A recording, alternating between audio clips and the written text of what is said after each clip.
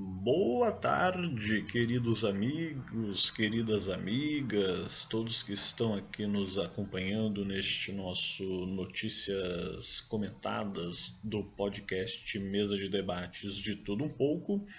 E hoje uma segunda-feira atípica. Geralmente a semana começa já tudo naquela agitação, pegando fogo, pessoal se falando para cá e para lá, mas o que se percebeu hoje por conta de uma pane no sistema, em especial do Facebook, é justamente que as redes sociais estão tanto quanto paralisadas, podemos assim dizer.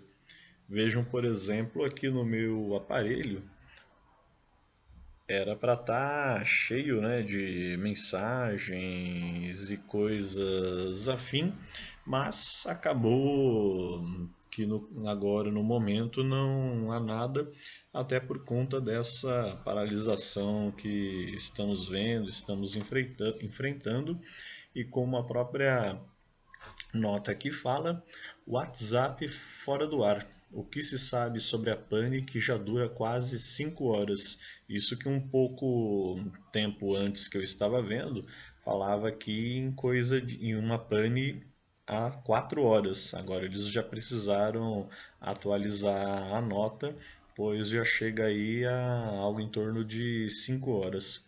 Facebook fala em problemas de rede, não dá detalhes e pede desculpas, e usuários do Telegram e TikTok também reclamam de falhas.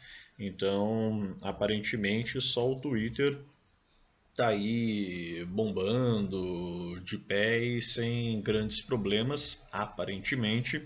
Não estou usando o Twitter, não sei o quanto isso é verdade ou não, mas parece que corre tudo bem com a rede. Já de resto, acho que era por volta, não era nem 1 hora da tarde ainda, eu percebi que tinha começado a dar esse problema. Achei inicialmente que era algo no meu celular, eis que ao conversar numa roda de amigos, outros também relataram o mesmo problema, a mesma situação, e por aí foi. Até que a gente recebeu informações via e-mail, ou mesmo acompanhando aqui nos noticiários que realmente tinha acontecido algo de impacto, de escala global. Mas beleza, ninguém vai morrer também por causa de um dia sem rede social, sem aplicativos de telecomunicação. A gente busca aí se virar, se adequar de outras formas. De qualquer maneira, o que estou aqui, na verdade, é mais com o fim não de comentar tanto isso, mas sim as manifestações que tivemos agora neste final de semana, manifestações do dia 2 de outubro, contrárias ao presidente Jair Messias Bolsonaro e a sua política, e apesar de terem sido convocadas, chamadas majoritariamente por grupos de esquerda, houveram também grupos da chamada centro-direita que estiveram aí se organizando, fazendo parte, encorpando, engordando as manifestações deste final de semana. Claro que aí há todo um consenso, né? Aliás, não há um consenso se isso deve ou não acontecer. Há quem diga que a direita, independente de qual seja a sua posição nessas manifestações, nesses movimentos, acaba mais atrapalhando do que ajudando. E há aqueles que acham que o negócio é juntar todos, é momento de juntar todos aqueles que, independente da sua política, são contrários ao governo Bolsonaro e somar a luta para, no momento, unir apenas uníssono contra o governo de Bolsonaro e depois, caso se derrote o atual governo, a gente vê depois o que é que faz e voltam às velhas disputas de sempre. Eu não vou entrar aqui nessa peleja agora. Acredito que cada um faça aí aquilo que entende ser mais adequado no momento, mas particularmente não vejo com muito bons olhos como a esquerda está deixando essa centro-direita ou mesmo aquela suposta centro-esquerda, muitas vezes oportunista, adentrar e participar dessas manifestações. A gente acaba vendo um caso muito elucidativo com relação a isso, que é o próprio Ciro Gomes. Ele, que não é mistério para ninguém, que será sim candidato à presidência em 2022, e ele participa sem grandes problemas tanto das manifestações chamadas pela centro-direita anti-Bolsonaro, assim como também pela esquerda, e agora, apesar de muitas entrevistas, muitos comentários polêmicos, agora quer se colocar numa posição de relativa trégua com o Lula e o PT de uma forma geral, para tentar focar num movimento contrário ao atual presidente Jair Messias Bolsonaro e, claro, depois ver o que é que vai ser feito, o que é que vai ser conquistado. Eu, particularmente, com todo o respeito aí à carreira e vida política de cada um, eu diria que o senhor Ciro Gomes, atualmente filiado ao Partido Democrático Trabalhista, um partido de herança brisolista, não que o Ciro Gomes seja um brisolista clássico, mas eu entendo que isso não passa aí de uma manobra, não passa de um oportunismo e nada mais, nada menos demonstra aquilo que nós já imaginamos e já entendemos que o senhor Ciro Gomes e sua família, de uma forma geral, é. Ele é basicamente um latifundiário, um capitalista, alguém que cresceu dentro dos movimentos da direita, alguém cuja família se apoderou de parte considerável e expressiva do estado do Ceará. E o discurso socialista, a rigor, ou um discurso mais à esquerda, não é de fato interessante para esse senhor e toda a sua trupe. Então, eu particularmente admiro a inteligência dele, já assisti palestras dele, debates com ele, tenho muitas críticas também, minhas ressalvas, mas acho que é uma pessoa que sempre vale a pena ouvir. Isso eu não descarto de modo algum. Porém, votar e confiar nele como um político, como alguém que eu gostaria que fosse presidente do Brasil, acho que ainda é algo bastante complicado de se dizer.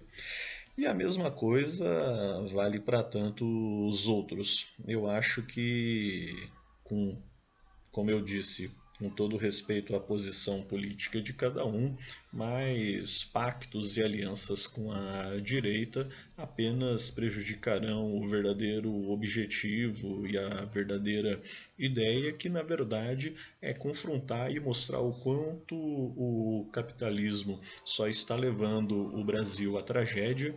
Não pense em você que a questão é o Bolsonaro, a pessoa do presidente Jair Messias Bolsonaro, mas o quanto o viés, a lógica capitalista e enquanto outros governos, outros governantes trabalharem com essa lógica, nós só veremos problemas, evidentemente. Por isso que Acho que, antes de tudo, a saída e o que as manifestações deste último final de semana têm, em parte, demonstrado é que grande parcela da população está querendo, na verdade, abrir uma discussão, abrir um caminho para uma candidatura que, pelo menos, se no final das contas acabar não sendo, mas que pelo menos discuta e abra uma possibilidade de quarta via, como eu acabei até falando em tom irônico, em tom humorado, né?